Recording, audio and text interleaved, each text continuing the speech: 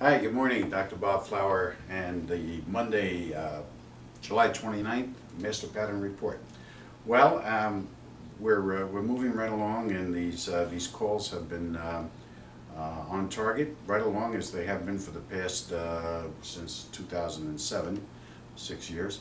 Um, we've had, by the way, one of the viewers, um, and going back in time, several others have mentioned that regarding the move of our calls, which we admittedly say is not nearly as good as the actual call dates in which the moves will occur, might be supplemented by virtue of astrology, that there is financial astrology.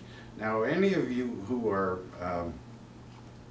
knowledgeable in this area or know, there's one viewer recently, and I'm going to respond to him very soon, but if any of you know of or are people of this ilk, please do contact me, because I have had experience with astrologers and even psychics going back many years in my research of the master pattern. And there may be a valid connection there that I want to pursue. So please do let me hear from you. Okay, so what's going on this week? Well, August 1st, we're looking for a move in silver and gold. I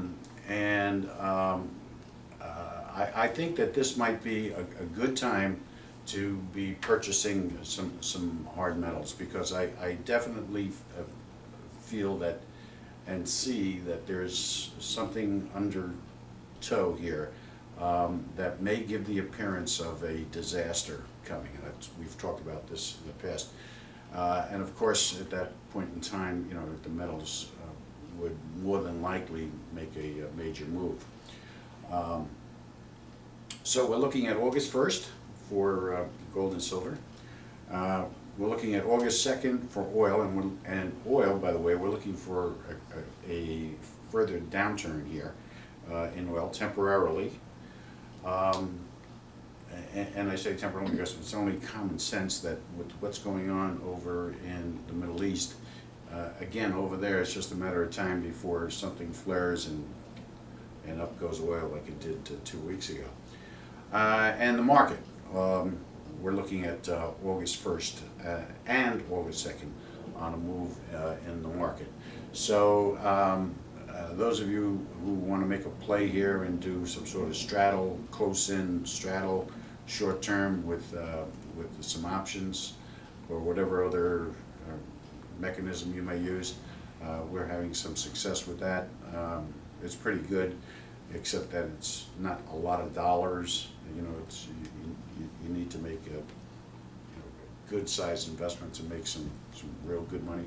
But then again, there's some of you who are players and some of them who are not. But August 1st for silver and the market, commodities and the market, and August 2nd on the oil. Okay. So let's talk about what's happening with the economy and these undertows, that issues that seem to be cropping up, and what's going on. Strangely enough, there was a report today by the AP that 79% of people in the United States are headed for the poverty level. I mean, first off, that's a pretty ridiculous number, 79%. And secondly, why is the AP getting involved in this? I mean, does this not seem, I mean, for an issue like that, not from economists or reporting agencies that are more economically inclined, the AP is sort of a generalized type. Where's this information coming from, and why? I mean, people have said to you, Dr. Bob, you're negative, and I say the same thing. I'm just telling you like I see it, and I do have faith that we will be okay, but it's the pain and suffering that we're going to go through, and who's gonna end up being okay. That's what I'm trying to help people with and help people understand, okay? And then you look at things like, for instance, in Chicago, the debt in Chicago itself has tripled. In Illinois, there's a town, Woonsocket, not Rhode Island, Woonsock, I think it is, where the city taxes have gone up 23%. It makes it kind of hard to live there. And it certainly kills your asset values, especially your real estate. You know, and anybody who has any sort of business there.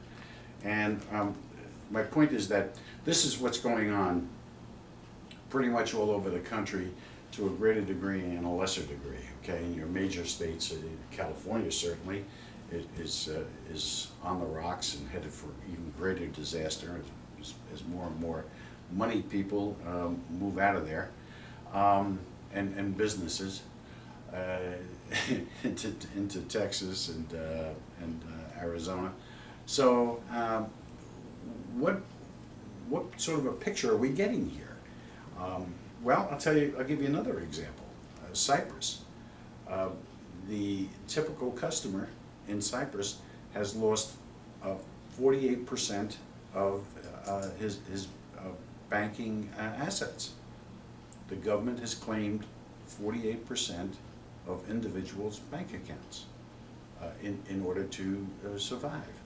And if you don't think that that could happen here, you better read American history, because that's certainly as late as the 90s that has occurred. Right? And I have a dear friend of mine who in the 90s lost $150,000, a little over $150,000, by virtue of the bank failures, the S&L bank failures then, that his money, that portion of his money was not insured. Caused them to move out of the country, move to Central America in order to survive. So look at your history, look at the undercurrents, look at these little things, and I know we all have our own issues and we're busy and other things are on our mind, but they're going to seem very petty if things head the way they appear to be heading, okay? So as we always say, a word to the wise, and we're always looking for ways to protect our investments, make sure they're spread out into enough banks. I would look to some foreign banks that do entertain American customers, because they're being shot down and turned away because of the American justice system, banking system reaching out for more and more input from foreign banks on who's opening up accounts and whatnot. It's not illegal. You just have to let people know that that's what you're doing. Just let the government know that's what you're doing.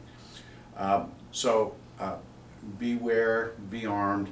I think that might be a good time. I know we're looking at more gold and silver. I mean, this is a pretty good level. Yes, it may break down further, but I don't think it'll break down that much further if it does. So be mindful of that. Look at the U.S. dollar.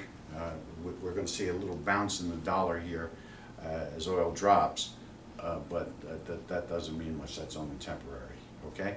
So listen, keep those comments going, and to the